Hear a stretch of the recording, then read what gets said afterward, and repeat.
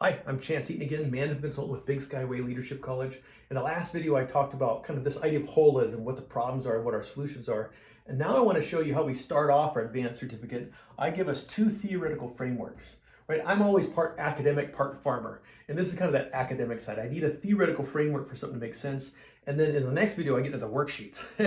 The one-page little documents that help us get the job done. That's the farmer side of me. So we have to cover the academic side a little bit. So two theoretical frameworks. I have found over the years, these two really fit holism wonderfully. And the first is using Gallup Q12. And so Gallup Q12 is 1 through 12 different items, right, that the research shows drives business outcomes.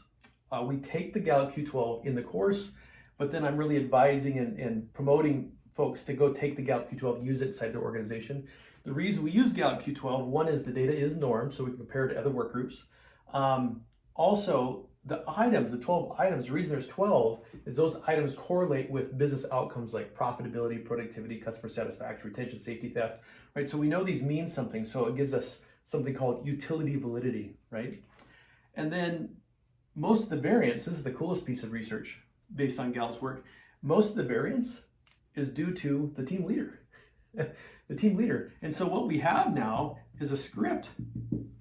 And in that script has a lot of holism in it. It's saying there are some production kind of things you need to be talking about.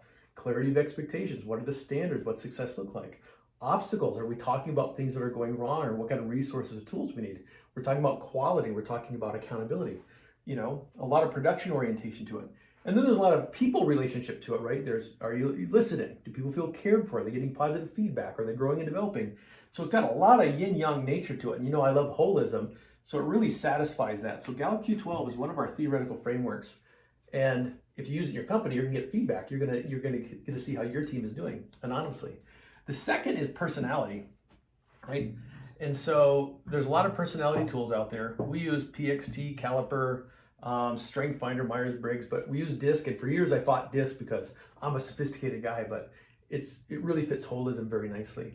And we know there's some validity to DISC because it would predict holism. It would predict that if I'm good at one of these areas, I should be bad at another area.